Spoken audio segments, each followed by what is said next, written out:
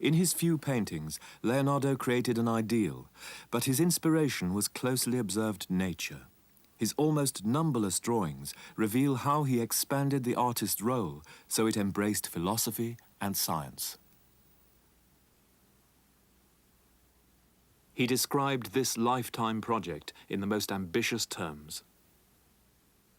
The deity which invests the science of the painter functions in such a way that the mind of the painter is transformed into a copy of the divine mind. If the painter wishes to see beauties that charm him, it lies in his power to create them. And if he wishes to see monstrosities that are frightful, ridiculous, or truly pitiable, he is Lord and God thereof.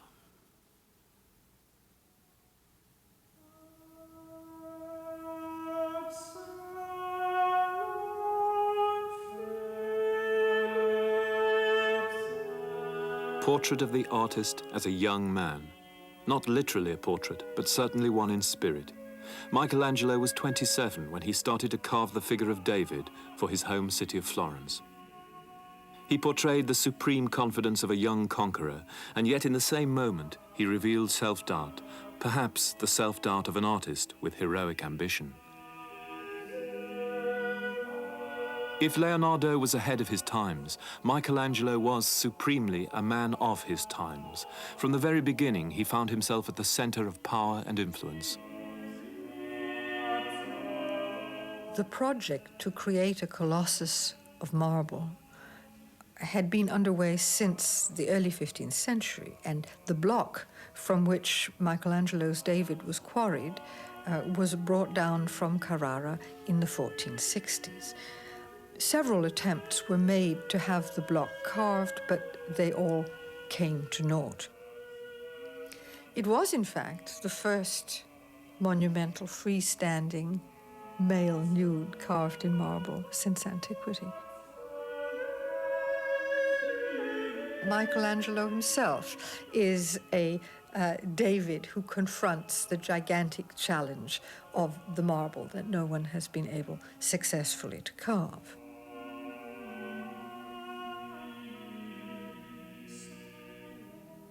Originally, Michelangelo's David was to have been placed on a buttress of Florence Cathedral. But by the time the David was complete, it was clear to everyone at once that this was a miracle of art, as it was called in its own time, a kind of achievement that should be integrated in the Florentine body politic in its broadest sense. Now, David is the young biblical hero who, against all the odds, manages to overcome the armed giant Goliath. So David is the metaphor for the miraculous victory of right over might. So it's no surprise to us that Florence should, throughout its history, have seen itself as a David among the city-states, maintained against its powerful enemies because of its righteousness. In 1873, the Florentine city fathers decided to bring Michelangelo's David indoors from the Piazza della Signoria here to this museum, the Accademia. Later, a copy was put up on the site, but Michelangelo's sculpture itself here was deprived of its original role as a civic guardian and was redefined more narrowly, more exclusively as a work of art. Other sculptures by Michelangelo were also gathered here as if to bring together a sort of secular shrine to the great Florentine. But this historical happenstance gives us the opportunity to look at Michelangelo from a different perspective, to look at his unfinished works, sculptures that he was forced to abandon for a variety of reasons entirely beyond his control. Michelangelo had a very unusual way of approaching the block of marble when it came from the quarry. This is the skin of the stone as it has been prepared by the quarry master, And Michelangelo began cutting from the front face only, moving in layer by layer into the stone as though he were carving a relief. Or as his contemporary says, it's as though a wax model were being lifted out of a bath of water. Obviously, the forms that are closest to us emerge first from the marble. This technique or system had two advantages. First, it meant that Michelangelo could organize the composition of his figure of the pose on one plane as though it were a picture and keep visual control of it as he carved inward through the block. It also meant that the process of design, the creative process of changing his mind, could continue while he was actually carrying out the statue, working it in the stone. Michelangelo abandoned the Matthew sculpture in 1505 when he was summoned to Rome by the new Pope, Julius II. Pope Julius demanded a tomb which would match the majesty of his self-image. Michelangelo's original design was for a freestanding pyramid of marble with tier upon tier of life-size figures. So ambitious a design that many artists would have had to work for many years to make it real.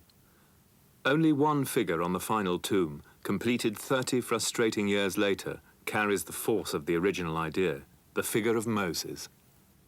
Vasari calls Michelangelo terribile, speaks often of his terribilità, which is a word that really has no precise equivalent in English, but when it's talking about, I suppose, a kind of awe-inspiring power of temperament.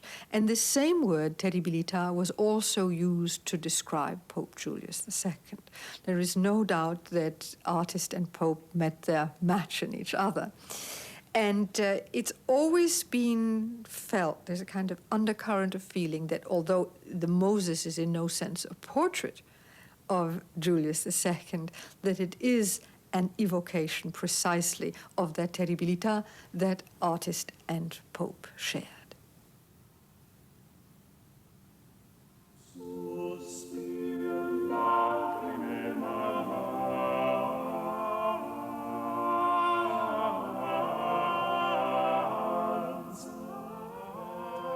Michelangelo was bullied by Julius to abandon the tomb and instead to paint the ceiling of the Sistine Chapel. This was part of Julius' grand design for a new Vatican. However reluctant he was, however much he complained, between 1508 and 1512, Michelangelo created one of the boldest and one of the largest paintings in history. Monumental figures act out the biblical drama from the creation to the flood, framed by figures still more monumental. The human body became as much the subject of Michelangelo's painting as it was of his sculpture. Pope Julius had neither armies nor cannon enough to influence Europe as he might wish, but he could at least present in the microcosm of the Vatican an image of papal power to impress all comers.